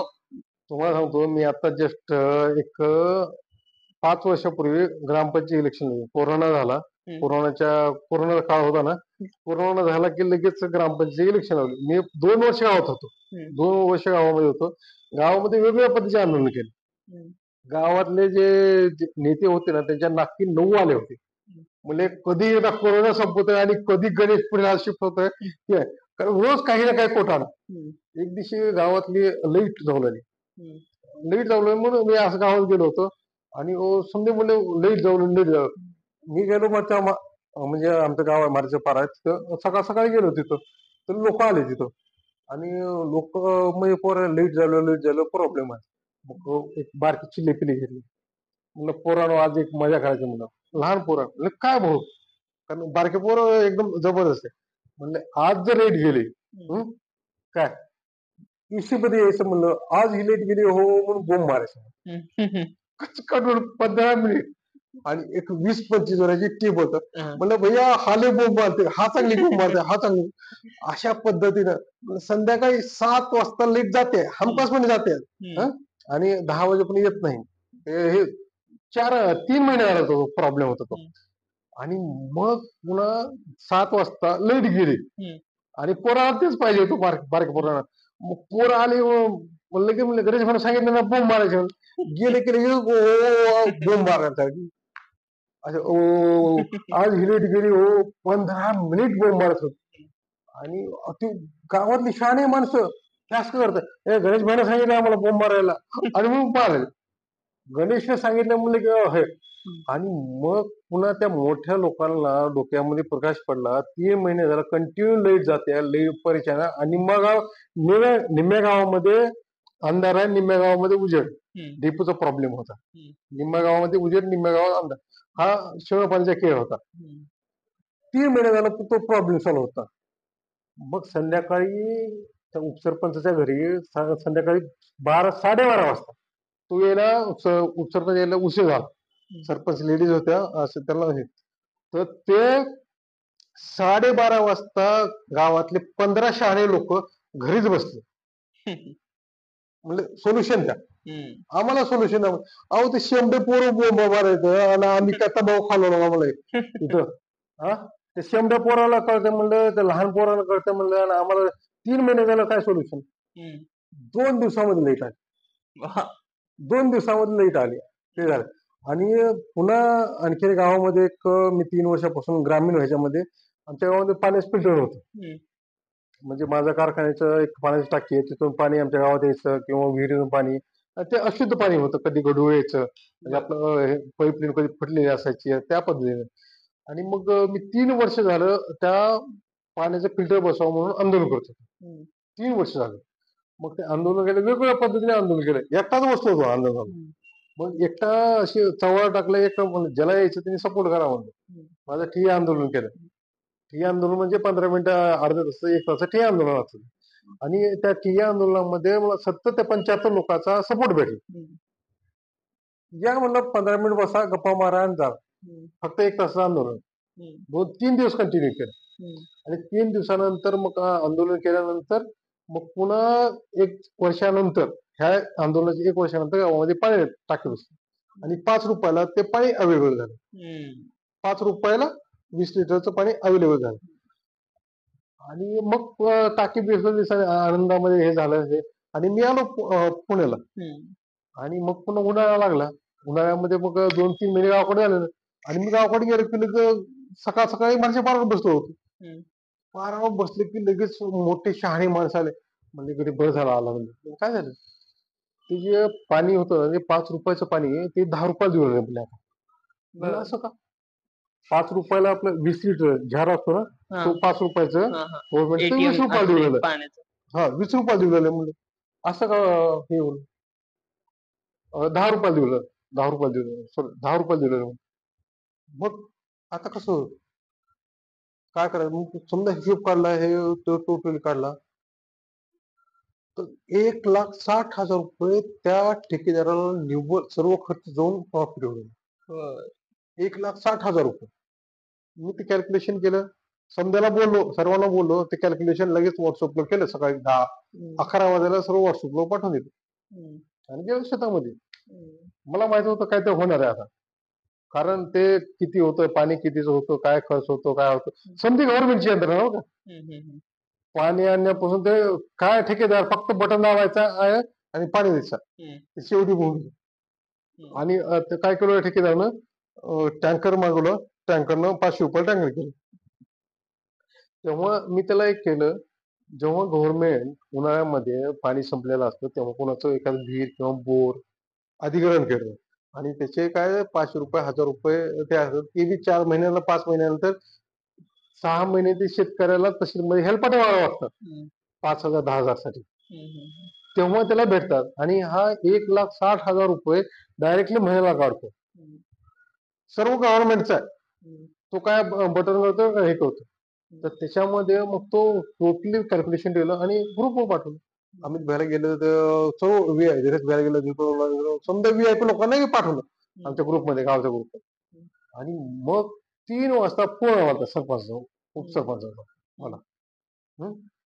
तर उपसरपंचाचा फोन आला आणि तो म्हणतो मला बोलवलं कुठं आहेस? काय मी म्हणलं आहे शेतामध्ये मग शेतामध्ये आला तो आणि त्याच्यासोबत ग्रामपंचायतचा सेवक असतो ना तो आला घेऊन सचिव. आणि आला ना माझ्या कशा पकडलं फक्त असा आला आणि कशा पकडलं शिवाय दिलेला शिवाय दिला म्हणलं, काय झालं काय झालं काय झालं काय झालं थोडं शांती संयम कारण माझी एक भूमिका जेवढी आपण संयम असेल ना तेवढं चांगलं असतं राजकारणामध्ये संयम खूप ठेवावा मला एवढं विलासराव देशमुख साहेब तुमच्याकडे संयम असेल ना नक्कीच उपस्थित होईल राजकारणामध्ये संयम ठेवावा लागतो आणि मग पुन्हा 5 मिनिटानंतर असं काय बोललं माझे तळपायच्या मस्तकाने गच्चीला त्या सेवकाने गच्चीला पकडलं इकडं दोघांनी दोन आता एक असा एक मित्र हात उचलाय एक हात खान दिशा त्याला एका हाताने ह्याला लावावं तर उपसरपंच मला एका हाताने सेवका लावा त्या एका चॅप्टर मध्ये तो उपसरपंच तिकडं खाल्लं कोणाला खाला आणि मला पण माहित होतं एवढी ताकद एवढी कशी काय एका चापटीमध्ये तो तिकडं 10-15 फूट वर पडला आणि हा इकडून उलटी उलटी मार गेला हा तिकडून आणि त्या ह्याच्यामध्ये तिथं उतार होता आणि तो हे केलं तरी गेला वड्यामध्ये पडला आणि ते पडल्यानंतर मग त्याच्या त्या मारामारीमध्ये पकडापकडीमध्ये तिथे गुंडी तुटली सर तुटलं कॉलर फाटले समजा म्हणलं गणेशने मला एवढं मार कॉलर फाटून इकडे मार मी तर त्याला एकच गाडा खाल्ला गावली एकच लगावली होती जास्त नाही लगावली आणि मला बघू काय करायचं आणि मग थांब म्हणला तू इथंच थांब म्हणलं मी म्हणलं कुठे जात म्हणलं इथं आहे म्हणलं ये म्हणलं काय आणि गेला गाडी घेऊन आणि गाडी घेऊन गेल्यानंतर शेतामध्ये बसतो होतो 1 तासानंतर त्यानं अंकोली वाडी चिंचोली खंडापूर गंगापूर पाकडसांगी त्याचे जेवढे दोस्त होते नातेवाईक होते कमीत कमी 90 ते 100 जण बोलवले तुम्ही तुमची भावकी बोलवली नाही का? आम्ही नाही बोलवले का?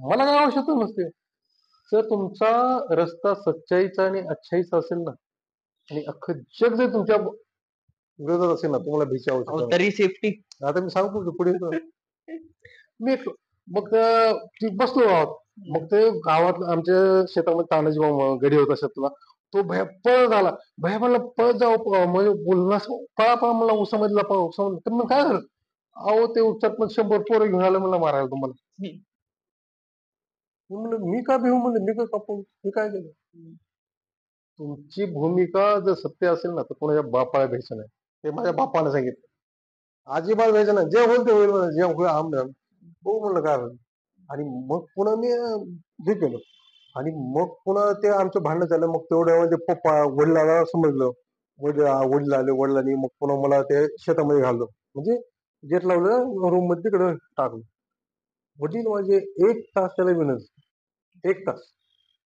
आणि मी त्या रूम मधून खिडकीमधून बघत होतो तर तो जो उपसरपंच होता तो कोण होता माहितीये का माझ्या लहान भावाचा क्लासमेट जो आमची शाळा होती मांजरेश्वर महाविद्यालय आता पण आहे गावापासून 5 किलोमीटर अंतर लांब आणि सकाळी शाळा 10 वाजता असायची आम्ही 8 वाजता निघायचं 8 वाजता आणि सोबत ग्रुप 10-12 जणांचा घरून गावातून निघताना कुठं वड्याने चिंचा खा जांब खा आंबे खा हे कर ते कर असे आम्ही आमचा ग्रुप असतो आणि तो ग्रुप मधला तो आमचा एक सदस्य एका ठिकाणी दुपारी बसून जेवण करायचं हे करायचं आणि त्या खिडकीमध्ये बघतो मला तो आठवतो तो उपसरपंच आणि मला तो लहानपणाचा तो आठवतोय माझ्यापेक्षा तो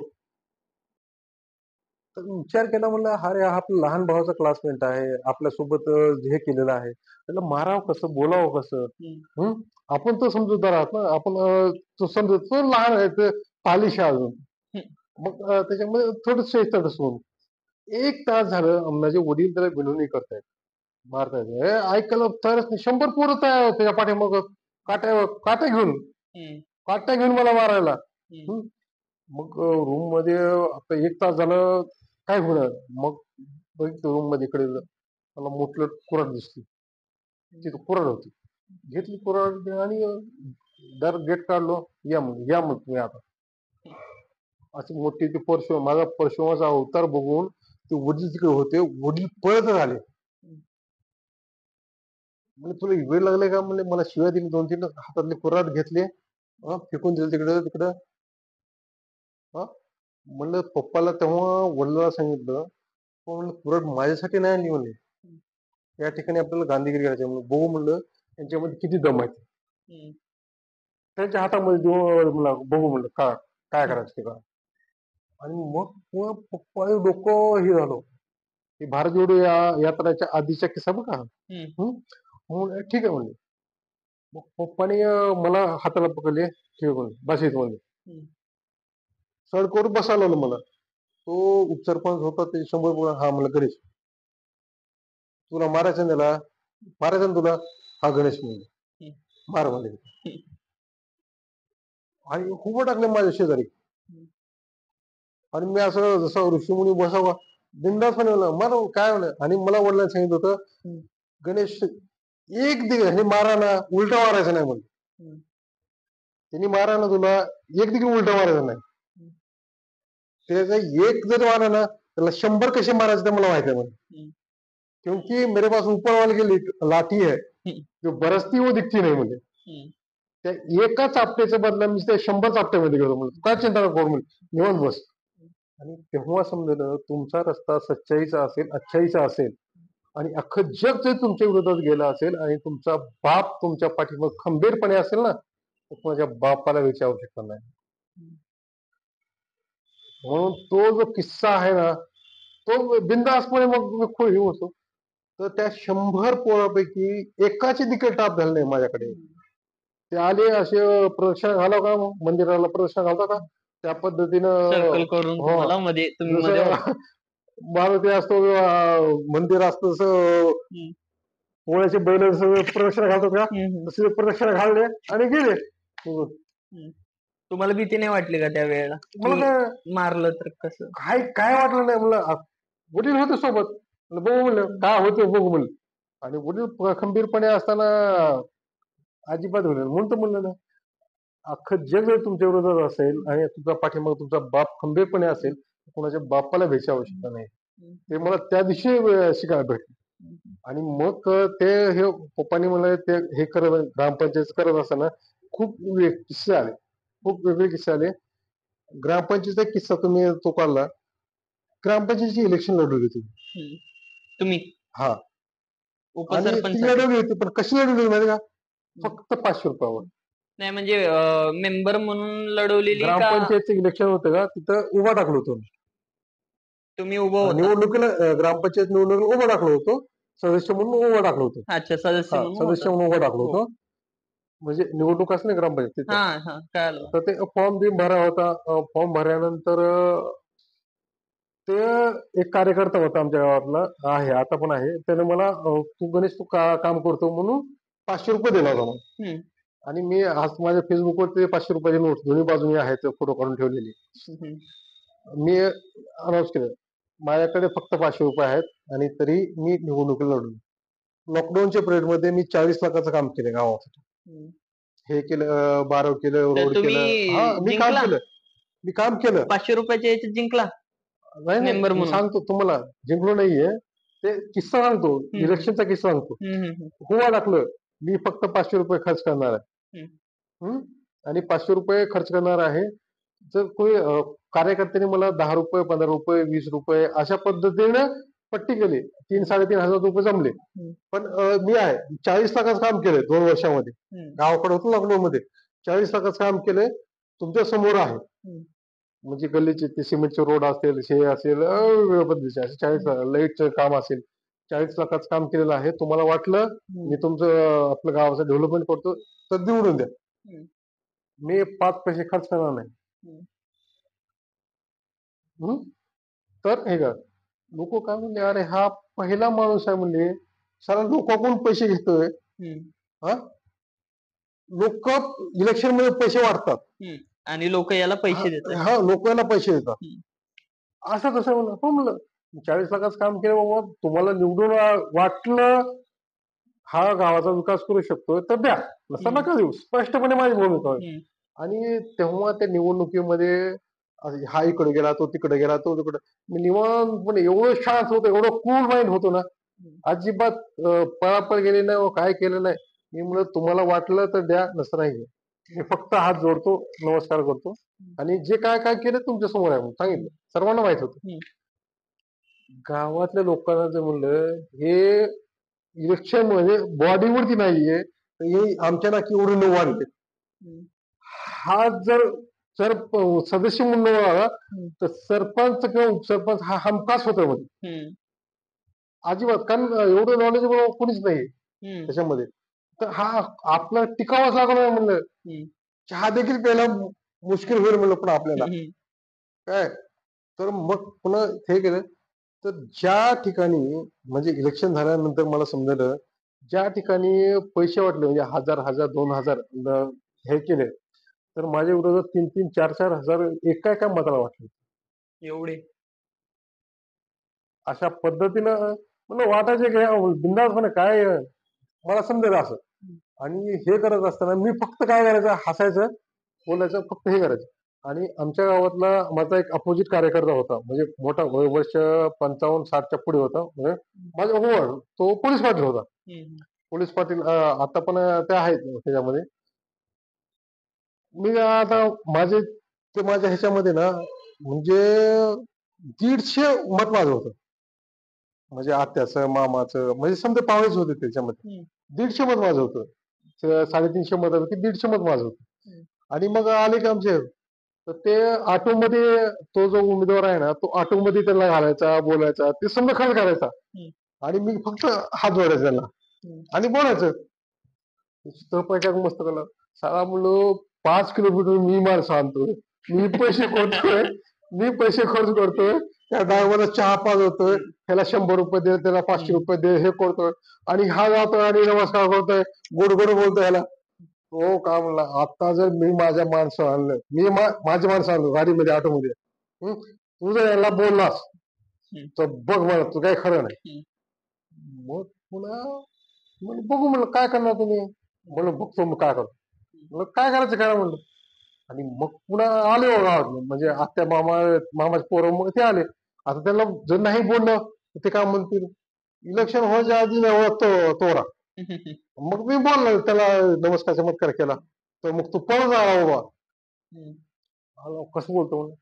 आणि मग पुन्हा मला शिवाय द्यायला लागला. पोलीस होत, मग पोलिस इकडे, मला इकडे पोलीस होते, अटक घेऊन होतात. मी त्याच्याकडे गेलो नाही. तिथून एक 25 फुटा पोलीस होता, त्याला मोठ्या हाकामध्ये इकडे म्हणलं, हा माणूस मला अरेराव करतो, गुंडागिरी करतो म्हणलं, माझी ह्याच्या कंप्लेंट आहे, FIR नोंदवून घ्या म्हणून. कारण तो मला हे अधिकार दिला ना लगेच. तो समजा गाव जमा झालं, तो असं येण्यासारखं पोलीस पाटील, मी माझी कंप्लेंट आहे म्हणलं, पहिला नोंदवून घ्या म्हणलं तुम्ही आधी. इथं मी लॉचा स्टुडंट आहे म्हणलं, मला कायदा माहिती आहे म्हणलं, कायदा, आणि जिल्हा विधी प्राधिकरणाचा सदस्य आहे म्हणलं, लातूर जिल्हा विधिकरणाचा, आणि 1 वर्ष प्रॅक्टिस केली म्हणलं. स्टुडंट असेल तरी मी प्रॅक्टिस करतोय म्हणलं, घ्या म्हणलं, हे माझे FIR नोंदवून घ्या. तर पहिले ते माणूस खालीच बसला. त्याला का पोलीस पाटील पण काहीच माहित नाही ना. आणि समजा मॉल जमा झाला त्या ठिकाणी. आणि मग तेव्हापासून कोणीच माझ्या नाही लागलं. मग ग्रामपंचायत असा किस्सा झाला, आणि त्या किस्स्यामध्ये मला किती 9 वोट पडले. किती? 9 वोट पडले, फक्त 9 वोट. 9 वोट पडले. त्या 300 350 पैकी फक्त 9 वोट पडले. माझ्या अपोज मध्ये 3 4 5 हजार जेवढं वाटायचं तेवढं वाटायचं. म्हणजे ठीक आहे म्हणलं, काय हरकत नाही, कारण मी कोणतेही कष्ट केले नव्हते. मी फक्त एक फॉर्म टाकला होता, ऍक्टिव्हिटी केली होती, फक्त नमस्कार आणि चमत्कार केला होता, बाकी काय. कारण मला माहित होतं, मी जर हे केलं, ऍक्टिव्हिटी आलं, जिंकलो तर मला सरपंच किंवा उपसरपंच आरामचे साथ भेटेल. नाही तर आपल्याला पुन्हा आहे, दोन्ही ऑप्शन माझ्यापुढे ओपन होते. आणि मग त्यानंतर मग पुण्याचा ऑप्शन ओपन झाला. आलो मग मग पुण्यामध्ये आलो, इथे स्टेबल झालो आणि मग पुन्हा मुंबईला गेलो. मुंबईला गेल्यानंतर भारत जोडो यात्रा निघाली. कन्याकुमारी ते काश्मीर तो कम्प्लीट केला. पद भेटलं, राष्ट्रीय पद भेटलं. आणि त्या भारत जोडो यात्रेमधला आणखी एक किस्सा तुम्हाला सांगण्यासारखा आहे. सोच का शस्त्र असं ब्रह्मास्त्र पुस्तक, हे ते मी लिहिलं कन्याकुमारी ते काश्मीरच्या ह्याच्यामध्ये प्रवासामध्ये. 90 दिवसामध्ये पुस्तक झालं माझं, कम्प्लीट झालं पुस्तक. आणि 90 दिवशी ठरवलं की आपल्या 100व्या दिवशी पंडिताईच्या हस्ते त्या पुस्तकाचं ओपनिंग करायचं. ताईला बोललो मी असं असं पुस्तक लिहिलंय, ते आज तुमच्या हस्ते ओपनिंग करायचं. ते म्हणजे ठीक आहे, आपण जयपूरमध्ये ओपनिंग करू 100व्या दिवशी. मग बोलणं आमचं झालं आणि अवघ्या 1 तासामध्ये 90 दिवशी 1 तासामध्ये माझं जे ओपनिंग करायचं होतं, जी वही होती, डायरी होती ना, ती डायरी स्लॉ झाली. अरे आता काय करायचं, 100व्या दिवशी तो पुस्तक ओपनिंग करायचंय आणि जे लिहिलंय पुस्तक ते लॉस, हरवलं. आता 10 दिवस म्हणजे 10 पुढे 4-5 दिवसामध्ये ते कम्प्लीट करावं. काय काहीच सुचना झालं. मग पुन्हा म्हणलं कसं असतं माहिती का, जेव्हा एखादं संकट येतं ना, तेव्हा ते एकटे येत नाही, ते एक संधी घेऊन येतं. जेव्हा तुम्ही त्या संकटाला 2 हात करताल, तेव्हा ते संकट निघून जातं. आणि संकट निघून गेल्यानंतर तुम्हाला एक संधी दिसते. आणि त्या संधीचं जेव्हा रूपांतर आपण सोन्यामध्ये करतो, तेव्हा आपण जीवनामध्ये यशस्वी होतो. आणि जेव्हा आपण यशस्वी होतो, तेव्हा सुख येतं, शांती येते, समृद्धी येते. हा त्या संकटाच्या पाठीमागला एक लॉ आहे. खूप मोठा लॉ आहे. तुम्हाला म्हणतात संधी भेटत नाही, संधी भेटत नाही. आणि जेव्हा संकट येतं तेव्हा संकट संधी घेऊन येतं. आणि तेव्हा मला ते माझं तो आठवला, तो सिद्धांत मला पटकन आठवलं. त्या कंडिशन मध्ये आठवलं सिद्धांत. आणि मग पुन्हा तो सिद्धांत आठवला, काय करावं बेस्टपणे. मी तिथं राजस्थानमध्ये काय ते कुठलं गाव होतं मला तिथे गेलो. बेस्टपणे म्हणलं भैया गोल्डन चाय बनवा, गोल्डन चाय बनवा म्हणलं, स्पेशल बनव. आणि मग पुन्हा काय करता येईल, काय करता येईल, संधी आहे, कुठं आहे संधी, कुठं संधी आहे, कुठं संधी आहे. पण शोधणाऱ्याला एक नाही 12 वाटा असतात. फक्त तुमची नजर पाहिजे, पारखी नजर पाहिजे आपल्याला, ते शोधता आलं पाहिजे एखाद्या. तर मग ते काय करता येईल, काय करता येईल, काय कसं, कोणता मार्ग कसा काढायचा, कसा काढायचा, कसा काढायचा. तुमच्या गेल्यानंतर मला एक किराणा दुकान दिसलं. किराणा दुकान दिसलं. मग दिसलं वह्याचं एक असं रजिस्टर होतं ना, ते लावलं होतं तिथं. मग दिसला मार्ग दिसला. मग गेलो, बिल दिलं 10 रुपयाचे चहाची बिल आणि गेलो तिथं.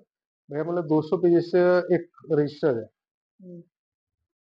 मग ते 30-35 रुपयाचं का 50 रुपयाचं रजिस्टर होतं, ते रजिस्टर घेतलं. आणि मग आता म्हणलं आपल्याला पुस्तक लिहून काढावं लागेल जवळ. आणि काय, माझा मोबाईल पण नव्हता. मोबाईल पण एक 10 दिवसापूर्वी संध्याकाळी 3:30 वाजता चोरीला गेला. अरे फोन पण, मोबाईल पण चोरीला गेला होता. आता काय, मोबाईल पण नव्हता. आणि मग पुन्हा काय करावं. तर माझा एक तिरुमला नावाचा एक भारत यात्री होता, त्याचा मोबाईल घेतला. आम्ही जेव्हा यात्रेमध्ये गेलो ना, तेव्हा 10 वाजता आम्ही त्या शिबिरामध्ये पोहोचायचो, म्हणजे कॅम्पमध्ये. आणि कॅम्पमध्ये 10 वाजल्यापासून 3 वाजेपर्यंत आराम करायचं, जेवण करायचं, पत्रकार परिषद असायची, त्या त्या जिल्ह्याचे स्टेटचे माणसं यायचे, त्यांना भेटायचं, बोलायचं. 10 वाजल्यापासून 3:30 वाजेपर्यंत आमचा वेळ होता. मग 11 वाजेपर्यंत जेवण बिवण करायचं. आणि 11 वाजल्यापासून ते 3 वाजेपर्यंत माझ्याकडे जो वेळ होता, मोबाईल घेतला, तो झोपायचा, आराम करायचा. कारण सकाळी 5 वाजल्यापासून चालायचं. सकाळी 15 किलोमीटर चालायचं, संध्याकाळी 10 किलोमीटर चालायचं. त्यामुळे खूप परेशान व्हायची. आणि मग पुन्हा त्या 4 दिवसामध्ये मी पुस्तकच लिहून काढले. 4 दिवसामध्ये पुस्तकच लिहून काढले. ते पुस्तक लिहायला मला ते 90 दिवस अगोदरपासून प्लॅनिंग होतं, पण ते परफेक्टली. पण काय लिहायचं, कसं लिहायचं, कुठं स्ट्रक्चर समजा तयार होतं. धाड धाड धाड धाड धाड त्या पद्धतीने लिहून काढलं. आणि 100व्या दिवशी प्रणिताईच्या हस्ते जयपूरमध्ये ओपन करायचं होतं. आणि मग पुन्हा राहुल गांधीच्या हस्ते ओपनिंग करायचं होतं.